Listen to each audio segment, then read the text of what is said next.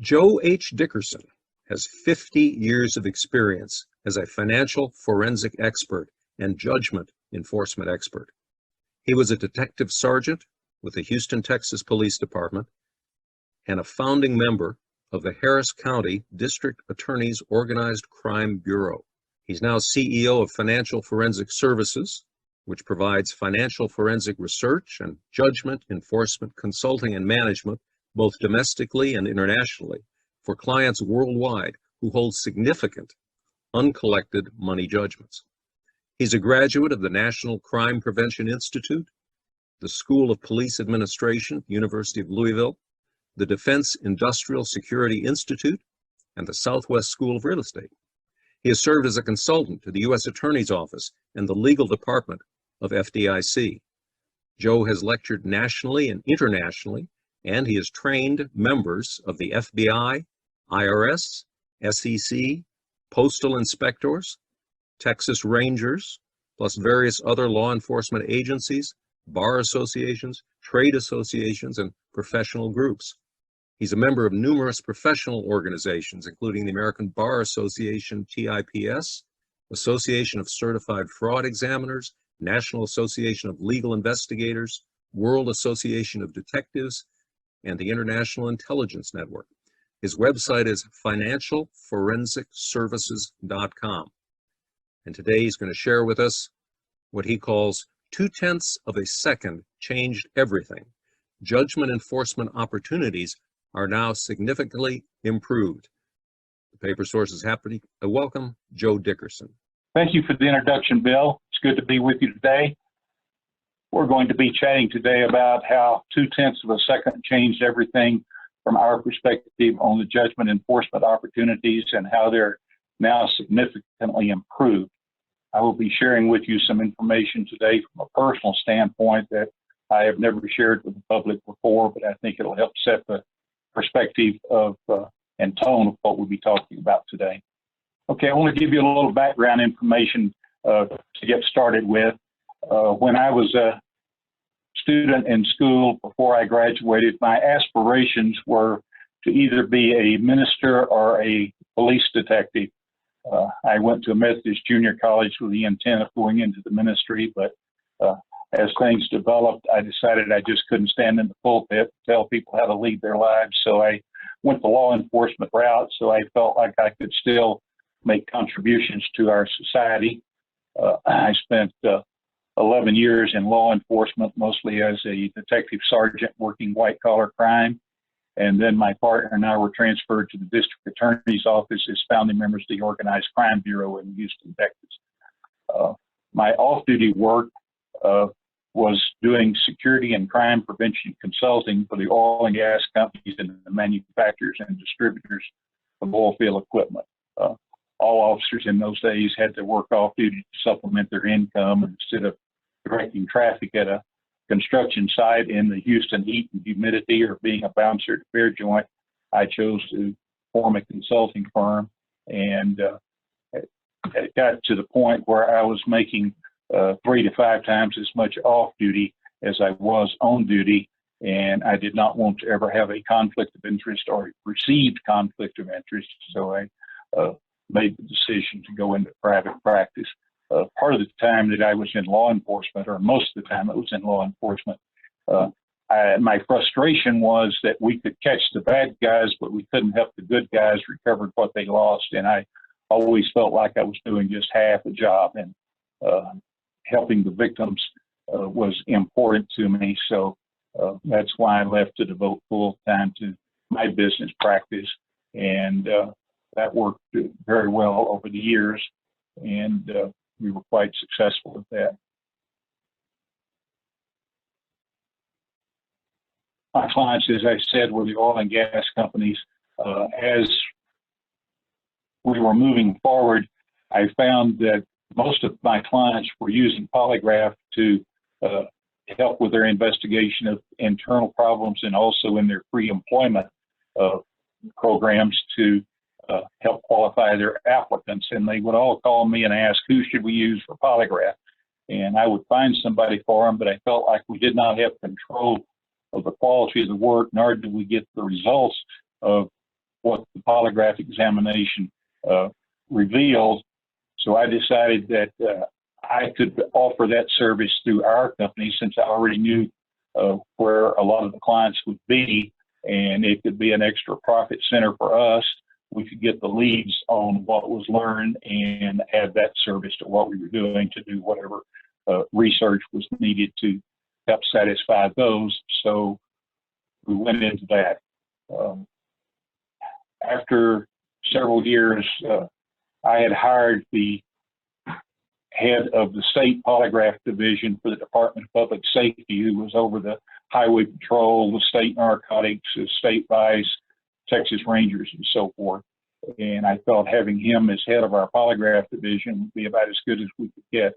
And part of our work there was to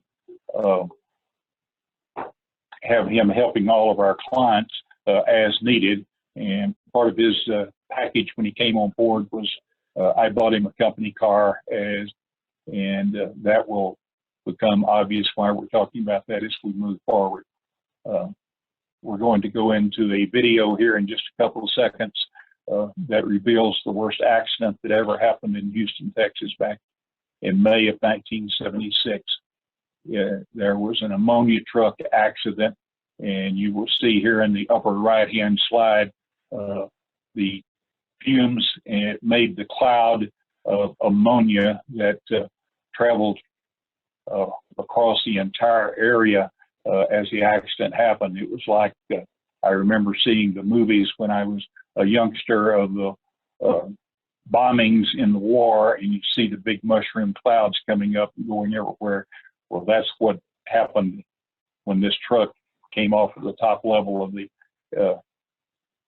Spaghetti Bowl intersection. You can see here in the upper left-hand corner where it went through the guardrail, flew down before it exploded.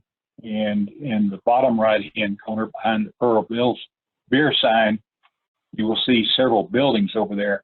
Those were next to the Galleria Shopping Center, which was the high-end shopping center in Houston where Neiman Marcus and all of those type stores were located. And next to that shopping center were these high-rise office buildings that were running 35 to 45, 48 stories. So the ammonia was sucked into the air conditioning systems and went throughout the shopping center.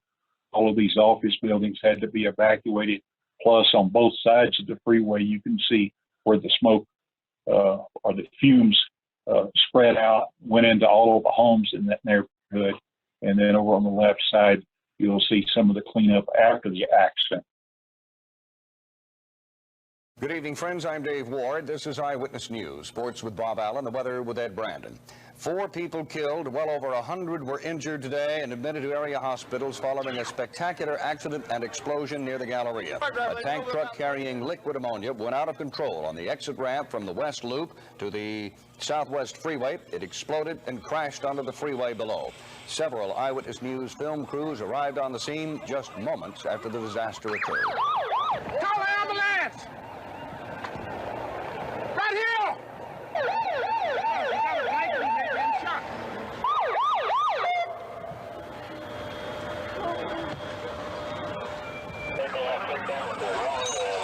It was a terrible sight. People stood by dazed, not believing what had happened as ambulance attendants rushed oxygen to victims lying on the freeway pavement, unconscious or gasping for air.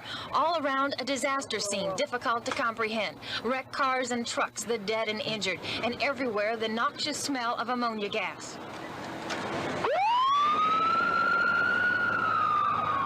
Rescue efforts were hampered by the ammonia fumes, which burned the lungs and made breathing difficult for those going in to try to save the injured. For 4 motorists involved in the crash and explosion, it was too late for help. They were already dead. Emergency workers ran from wrecked car to wrecked car, trying to get those overcome by the ammonia fumes out of the scene and to hospitals. Eric Lace was one of those passing motorists who tried to help the injured. Eric, What did you see when you actually came in close to the accident scene? Okay, I came off the ramp and I saw a man rolling on the ground with people helping him roll on the ground to get he was covered with the white ammonia, and he was trying to, get the white ammonia off. It was obviously burning him. Lace helped pull the driver of an auto transport truck out of the cab. The man, severely burned, died at the scene. Another man also tried to help. The first thing I saw was like a capsule. I don't know if it was that tank or if it was the top of the cap of the truck. It just blew up as high as the Humble building, and then followed by a cloud of smoke. It was just horrible. And then I just stopped immediately my car, and then I came out here to try to run because I knew there was a huge amount of people in here, but I couldn't get near because of the ammonia fume. The ammonia fume was. I couldn't get near, and I started running back, but then when it started clearing out, I came back and I just saw people, I don't know what it was, laying different sections of the area, and we pulled one out over there, and that's all I could take, and I left the scene. Details of exactly how the accident happened are sketchy. Well, it looks like the truck was coming from that direction, crossed over the rail, hit this structure here that sheared it in two, and then part of the tank went over to the left here, and then part of the tank, as it exploded, went over this rise. And then the truck sheared up as it came across this way and hit the underside of that bridge, and then flew over this area. Do you have any information that the driver was traveling too fast or trying to pass another car? No, we don't at this time. We don't know that. We'll try to reconstruct, but at this time we don't know. Carino said one of the motorists apparently died trying to escape the ammonia fumes. Instead of running down the highway, he ran across the freeway into a low-lying area under a bridge abutment where there was a lethal concentration of the gas. When ammonia hits a moist area such as the eyes, throat, or lungs, it turns into a substance with burning properties similar to lye. Most of the injured suffered such burns, as Elma Barrera reports.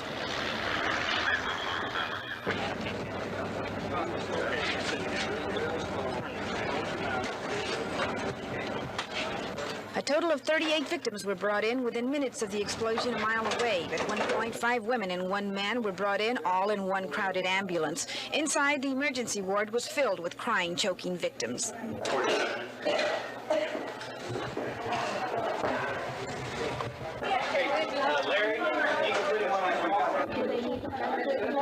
Okay, we've got 18 over here. Oh, they're up to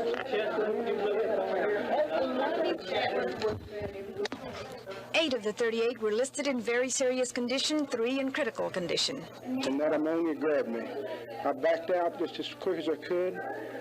I picked up 3 people nearby that were needing help and brought them here to 12 Oaks. 1 pregnant lady that was awful sick. Do we have any portable oxygen we can give to her? The woman was 5 months pregnant. Another victim, 2-year-old Carrie Johnson, was involved in an automobile collision at the scene of the explosion. He was in serious condition with severe respiratory problems. Mr. Swint, can you find out from Dr. what they irrigated this child's eyes with? Most of the victims were carried upstairs, some barely able to talk. Fog just covered the freeway, and I got out of the car, and I couldn't help but breathe those fumes. I guess it was ammonia. I saw a couple of fellows running along, and they were burning up. Their coats were on fire. And we started running, and immediately we couldn't breathe. It was just like we were on fire and couldn't breathe inside my lungs and my eyes. And we started running. I could just see myself falling and just dying there on the spot. And I saw he got in his pickup truck, and I just ran and beat on the door. I said, "Let me in," and he just grabbed me and pushed me in. Many victims didn't even know what had happened. Angelica Garcia was visiting from Mexico, couldn't speak English, and had lost her American relatives in the confusion. And she doesn't know anybody else, and she's from out of town. She doesn't know where she's staying because she doesn't speak the language, and she doesn't know who to call or anything. The ammonia fumes were so powerful at the hospital alone that Eyewitness News photographer Ed Bragg had to be treated, along with another radio reporter who had been brought in from the explosion scene. Although there was confusion and disorder here, there were never any neglected patients, even during the initial wave of victims being brought in. This is Elma Barrera, Eyewitness News. Now here you see his company car, and as we were going through that intersection, the truck came flying down through the air. We didn't know what happened. All of a sudden, we couldn't see our hands in front of our nose. You couldn't breathe. We didn't know if we were going forward, backwards, or sideways. So Ernie just stomped the brake and held the steering wheel straight and we continued through the intersection about 100 yards or so before he was able to get the car stopped. During that time, was the passenger. I instinctively opened the car door and held my head out, gasping for air. When he finally got the car stopped, he couldn't get out, so I ran around to the other side to help get him out of the car, because we could see this mushroom cloud getting bigger and bigger and coming closer and closer to us. A young man driving a pickup truck had stopped on the service road and ran over, helped me get Ernie out of the vehicle here, drag him across the intersection and stuff him up in the pickup truck. And I then directed him to a hospital that I knew was about 2 intersections down on the freeway. And he got us into that hospital. I staggered into the emergency room, and I remember falling up against the wall and saying something like, "The freeway fell, there's going to be lots of people." And the next thing I recall was that they had me in a shower, ripping my clothes off and flooding me with water. And the next memory I had from that was I was in a hospital bed with Ernie in the bed next to me, with his eyes all covered with cotton balls and gauze and so forth, because he had inhaled so much of this and got it into his eyes. He ended up staying at the hospital about a week. I got out after about 3 days. But from the initial accident, there were about 4 to 6 people, as the newsreel revealed, that died at the scene. And then a lot of the people that were running from the clouds ran down into the bar ditches and were killed because the ammonia came down on top of them rather than because it was heavier than air. And they died there at the scene. There was over 100, I think, that went to the hospital. And ultimately, there were about 20 people that died over the years, some from illnesses that were the result of inhaling the ammonia. Some were on life support for years before their families chose to take them off. But I don't know what the ultimate total was, but like I said, it was around 20 the last time I heard it. So this was a very significant incident. Following that, we had the demise of the oil and gas industries in Texas. That was followed by the demise of the economy. This rolled out across the entire United States. The stock markets failed. The bank failures were massive, with banks and savings and loans failing. FDIC was taking over the failed banks, and I'd lost all of my clients within about 60 days. So I had a vacation home in Colorado that I moved to restart my business. But I had no business. I had a place to live, but I had no clients. So I thought to myself, well, who knows where the clients are? Well, the attorneys do, but I don't know any attorneys. Well, who knows the attorneys? Well, the paralegals do. So I started contacting. There were 3 paralegal associations in Colorado that I was able to locate. I called them and offered free training to paralegals in the evenings, and they took me up on that. During that time, I had picked up 2 or 3 clients through those paralegals, but one of them came up one evening after class and said, "Mr. Dickerson, I think you need to know my boss, and I know he needs to know you."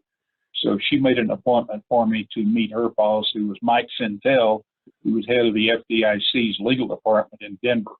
There were thousands and thousands of judgments on the books of FDIC that was taking over these failed banks, but they had neither the manpower nor the expertise to follow the money to recover those judgments. So Mike would assign one of his staff attorneys, a staff paralegal, and a staff investigator to augment my staff. I managed the entire team, and we became pretty successful in enforcing these judgments.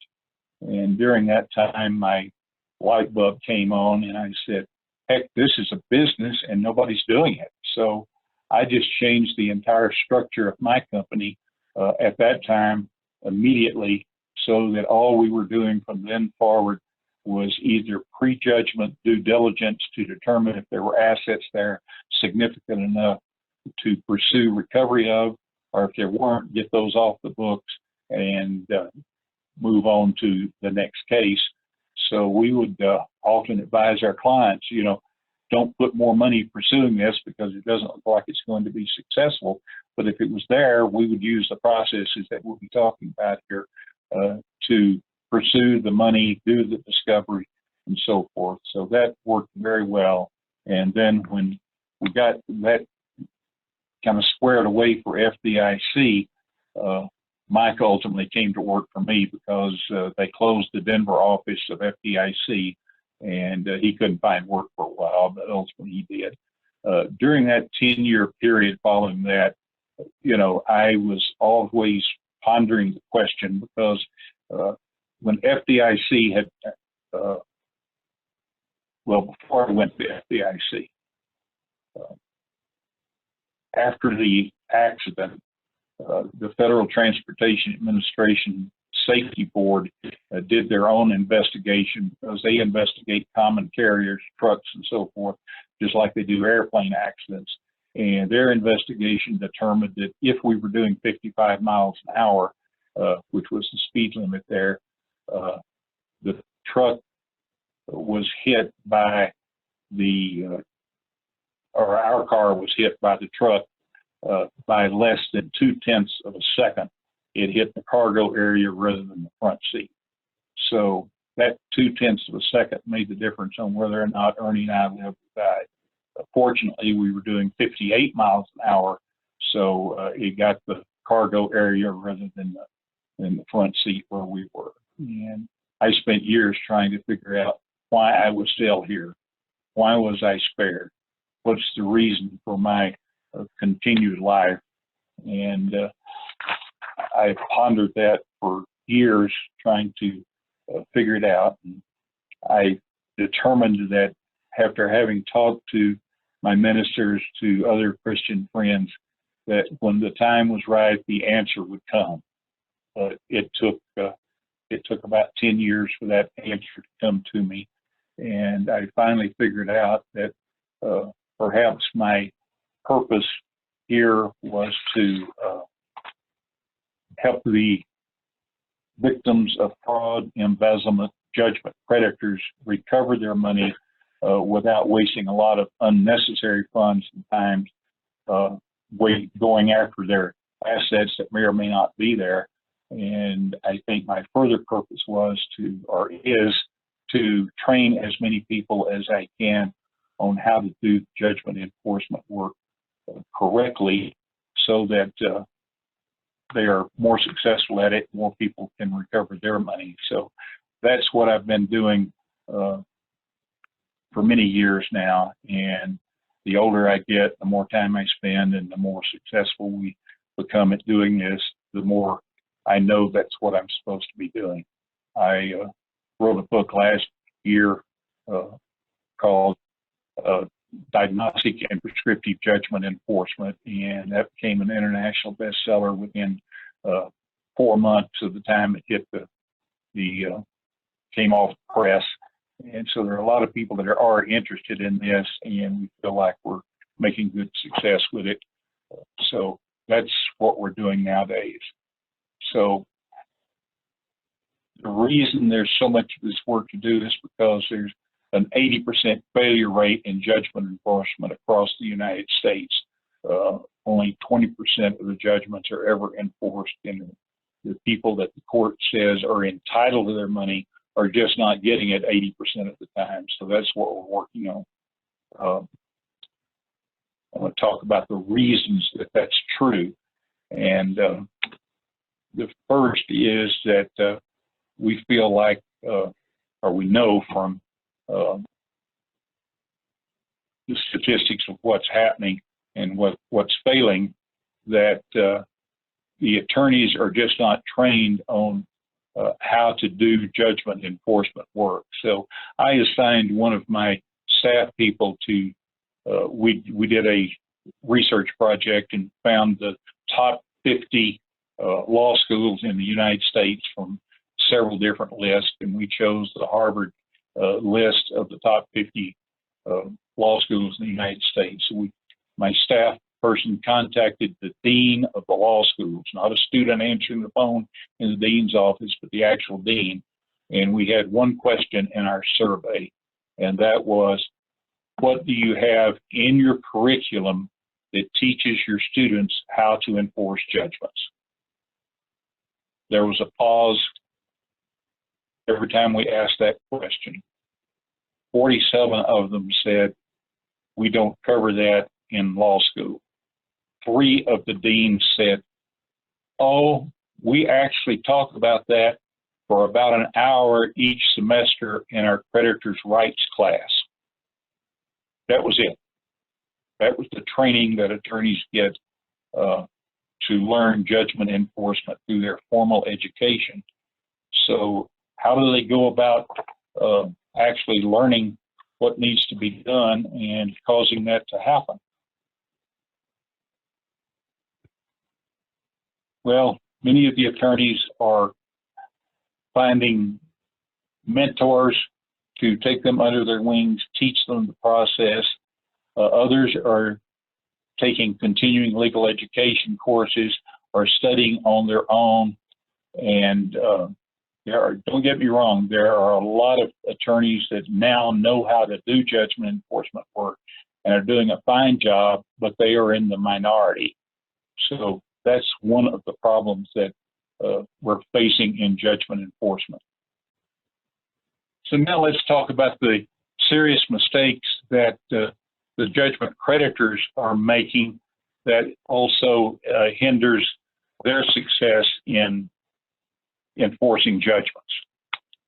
The first is that many of the judgment creditors are attempting to collect judgments where the creditor actually has no assets. So we must conduct due diligence on each and every judgment debtor to determine whether or not there are assets there to have. I had one client brought me a portfolio of close to 200 judgments to look at and work, and he said, I want you to do a preliminary investigation on about 10 of these for due diligence and tell me whether, just a spot check through this portfolio, and tell me whether you look like these are worth doing or not. I said, fine. So he gave me a few days to do that before he bought the portfolio. And I found that instead of having 10 investigations, due diligence work to do, that each of those or many of those judgments had personal guarantors in addition to the judgment debtor. Some of them had as many as 3 to 5 guarantors. So on those 10, we had over 40 investigations to do within that week that I had been given to determine whether or not our spot check indicated that the portfolio may be worth purchasing. So he came to me the day before he was supposed to make his bid for the portfolio and said, well, Joe, what do you think? And I said, I think I can't give you a good answer because I didn't have time to look at 40 some odd different potential sources of recovery. He said, well, I've got to have an answer because I've got to do my bid tomorrow. And I said, well, I'm sorry, you should have come to me, a couple of weeks ahead of time. So I can't put my name on anything to tell you to buy or not to buy. So let me put the question to you another way. If you had the money and you had the opportunity to buy this portfolio, would you do it? And I said, well, heck yes. He said, that's all I wanted to know. So he bought the portfolio, we worked at it, and it turned out to be a pretty good investment. So we did do those due diligence and pulled out the ones that were worth pursuing. So the next reason that we find is the failure of the judgment creditor to determine if there has been fraudulent conveyances of the assets. And when I say the judgment creditor, them are their attorneys. So if there has been a fraudulent transfer, then you must investigate that, determine what happened, determine where the asset has gone to, and then unwind that fraudulent transfer, because the courts have ruled and the laws say that there are, depending on the state, around 8 or 10 what they call badges of fraud, which are indicators of fraud, which means that civilly, this is not criminal fraud, but the civil fraud would be, the indicators are if there was a transfer made without adequate consideration. If there was a transfer made when the judgment debtor was insolvent or about to become insolvent, and he was moving assets to shell corporations, friends, relatives, or others to make it look like he no longer owned or controlled those assets. Was sufficient funds recovered or transferred to that person in consideration of the transfer?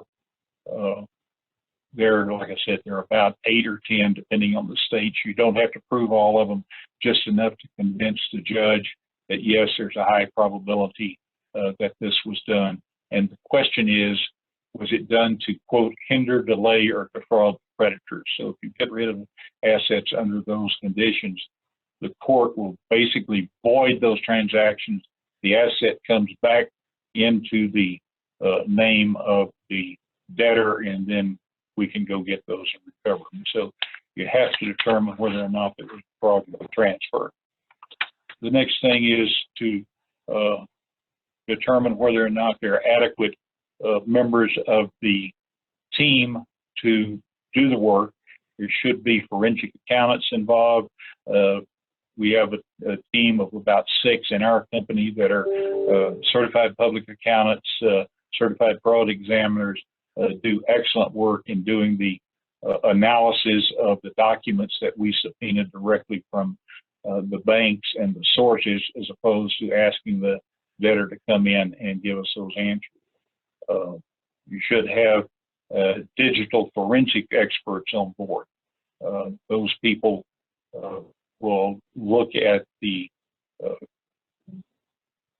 cell phones, iPads, computers, and so forth, any electronic communication devices.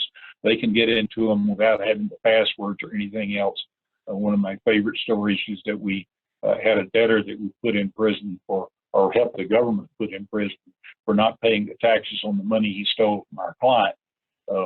His daughter had been working with him. She hated her dad because she thought when she was about 14 that he had caused her mother's death. She and her mom were going to the grocery store one day, and they lived in the mountains of Virginia. So they came out to get in the car, and Dad said, "I want you to take this car today."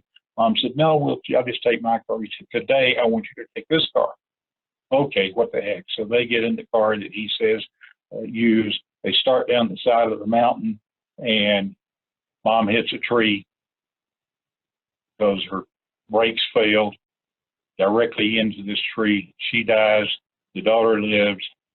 Investigation revealed that there had been tampering with the brakes, but they could not prove that Dad did it. Daughter grew up knowing that he caused his mother's death because they were having marital problems prior to that. So when she got grown, she went to work for Dad to find out what was going on in his company so she could use that information to do whatever she could to take Dad down. So when our case came along, she was named as the defendant in the case and as a judgment debtor ultimately because she was processing the paperwork to help with Dad's embezzlement, but she was doing it to get the intelligence. Well, we determined she didn't have funds to recover, so I let her convince me that instead of prosecuting or trying to take her assets and go through this, which were nominal, as I said, she could become an informer for me. So she called one day and she said, "Well, you know, Dad was in prison and he passed away." So he was in his late 60s when he went to prison, and 35 years is what he got, 30 or 35. So that was basically a life sentence. But he beat it because about 2 months after he got to prison, he died. Well, she called and said, "You know, I'm having to clean out Dad's house as the executor of his estate, and I found his cell phone. You wouldn't be interested in that, would you?" And I said, "Let me think about it a minute. Yes, please send it to me by FedEx." So we have tracking information. She did. I gave it to one of our digital experts, the guy that heads that department for us, and he was able to find that Dad was banking by phone, sending checks to offshore banks, to 2 different accounts in 2 different countries, and we were able to get actual pictures of the checks that were being transferred, the account numbers, the routing numbers, and so forth. And through that, we were able to get our judgment domesticated in both of those foreign countries, get the bank accounts frozen, and ultimately make 100% recovery from both of those. So the work that the digital experts do are fabulous, and we couldn't get by without them. When we do a raid of a house on a writ of execution to recover assets with the sheriff's department under their management, but they let us do most of the work since they don't mind having the help, and we bring a whole team in to expedite the recovery of the assets. So that works very, very well, and through that we find and locate a lot of assets that are recovered. Then we go to question document examiners. They used to be called handwriting experts, and they can help us determine whether or not there's been a forgery, tampering with the documents, and so forth. So their testimony is key in many cases, and we have a person that we use that is the former head of the Attorney General's investigation division for the state of Colorado, and he does work all over the United States now in question document examination work. And the last person that should be, or the last one on our list that should be added to the team are forensic research experts that can determine if there's fraud, fraudulent assets, hidden assets, offshore bank accounts, trust, money that's set up into businesses and other places that assets have been hidden to pursue. And that's the service that we provide. So the last point that we will make on the errors that the judgment creditors make is that they allow their attorneys to conduct the debtor's exam, which is also known as a deposition, as soon as the judgment is entered. Well, in my opinion, those are not only non-productive, because when you subpoena the debtor to come in and answer questions under oath, you also have them bring in all of their tax information, financial statements, all of the information on the assets that you think they own or they might own. They never produce the documents. They never tell the truth. If they bring documents in, they're partial, they're incomplete. Oh, you meant my current tax statements. Well, those are still not completed because my CPA is working on them, but we'll get those for you. Oh, you meant all of my bank accounts. Well, I thought you just wanted the business accounts. My wife has those, but she's out of town right now. I'll get them. And, you know, it just doesn't happen.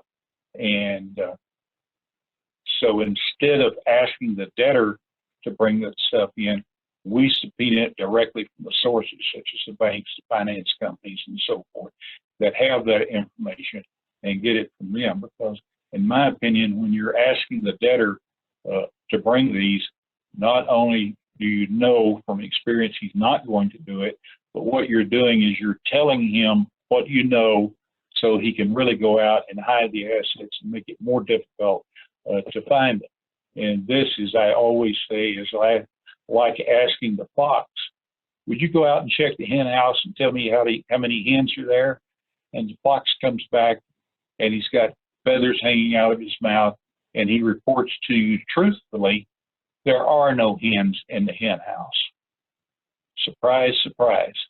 Same thing when the debtor comes back and says, I don't have those documents. All you've done is make it more difficult to find the assets yourself through your own work. So you just don't do it that way. And the last thing is failing to ascertain the psychographics of the judgment debtor in addition to their demographics. My favorite example of this is we were looking at a judgment debtor, and I determined in our preliminary work that he had obtained a big game hunting license for 8 years in a row in Alaska. Well, you don't get big game hunting license for 8 years in a row unless you're a trophy hunter. it just seemed to make sense to me. So I found one of his former employees to interview, because you can't talk to current employees under most circumstances.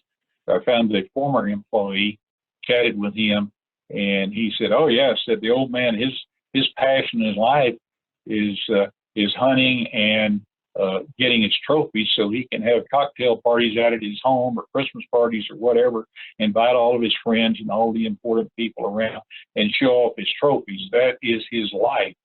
And so of Sun Wu, who wrote The Art of War, my favorite quote from Sun Wu is, "Take from a man that which he cherishes, and he will follow your ways." So when we were executing our writ of assistance or writ of execution on the home, I told the moving people, the sheriff had already told the debtor, "Okay, you can stay during the execution of this court order. However, you may not interfere in any way with it. So I want you to sit over here in the corner in this chair. And if you interfere in any way, I will put you in jail for interfering with a court order. Do you understand me?" "Oh, yes, sir, I certainly do." So with that, he sat in the corner. I told the moving guys, I said, "Okay, first thing we want to do is load this standing polar bear. And I want you to use bubble wrap, get him all secure, get him in this crate, be sure that he's secure, and then get him out into the moving van," because we had hired this bonded, licensed moving company that was approved by the sheriff's department to store the assets until time for the sheriff's sale of those assets so our client could get the money from the sale. So they started putting the bubble wrap on this guy, on this polar bear. And I said, "Okay, when you get him done, now I want to take this moose and the caribou and then the mountain lion over here and be very careful with all of these because they're quite valuable." And the debtor stood up and he said, Mr. Dickerson, could I please speak to you?" I said, "Well, certainly." So I went over and he said, "What's it going to take to get you off of my posterior?" And I said, "Look, I wish you no ill will. I wish you every success in the world, because what you need to understand is that you and I are now business partners, and every dollar you make the rest of your life, we're taking part of it for our client to help satisfy this judgment. So, however you want to work this out is fine, because our interest continues and we're entitled to recover 100% plus cost plus interest. So we're really in no great rush on this. What works for you?" He said, "Well, couldn't we do something to kind of reduce some of this total amount that I have to pay, and maybe I can come up with some cash?" Well, I always work it out with our clients before we do one of these raids to have his permission and authority to negotiate a settlement by reducing the interest or the cost and legal fees if we can get close to 100% of the judgment amount. And that's always negotiable, and they give me the authority to do that in their behalf. So I said, "I don't know, John, my client is, has a very valid judgment here. We believe you have the ability to pay this, and we intend to take it off." He said, "Well, if you could do anything to help me with this, maybe we can work something out." I said, "Well, I tell you what, let me go call the client and talk to him. I can't make you any promises, but I'll see what I can do." So I excused myself, went out in the front yard, sat in his swing, watched the squirrels and the rabbits run by for a few minutes, and just relaxed, enjoyed his sitting area. And in a few minutes, I went back in and I said, "Well, the client's pretty adamant about this, but, maybe we can work something out. What kind of offer do you have?" He said, "Well, could we reduce the interest rate and just get it down to the principal?" And I said, "Well, I don't know if we can do that." I said, "I think that we could probably reduce the interest and maybe a portion of the legal fees. So, maybe 75% of, well, we negotiated a little bit. We got it down to 50% of the legal fees and no interest if he could produce 100% of the principal plus the 25% of legal fees within 10 days with cash or certified funds." He agreed to do that. I told the sheriff, "Let's stop the raid. We have a settlement agreement with the understanding that if it's not paid in full, we'll be back and take everything. There'll be no further negotiations. So we didn't take his polar bear. We didn't take any of his assets. And within less than 10 days, we had a recovery of 100% of the principal and 25% of the legal fees to that point. The client was thrilled to death because he had no more delays, no more not having access to his money, and no additional legal costs to do the collection. So those are the kind of things that you can accomplish with the right process, and it works. The last thing I'd like to share with you is one of our debtors that we had worked on, one of the attorneys that I worked with, he and I had worked on this guy twice in the past, and both times had made 100% recovery from him. He was a professional con man. He had been involved in a federal case that went all over the United States and internationally. The federal government had turned him into an informer against the other people. They made a significant recovery. He learned how the process worked. So he went back to his fraudulent activities and was operating out of Colorado at the time, coincidentally, although our work is all over the United States and internationally. But we knew this guy on a first-name basis by now, and we got a third judgment against him. So I told the attorney, I said, Andy, why don't we just call Frankie and ask him to join us for breakfast and chat with him and see if we can't work out a settlement ahead of time, and rather than have to spend the client's money pursuing this. He said, fine with me, whatever you think.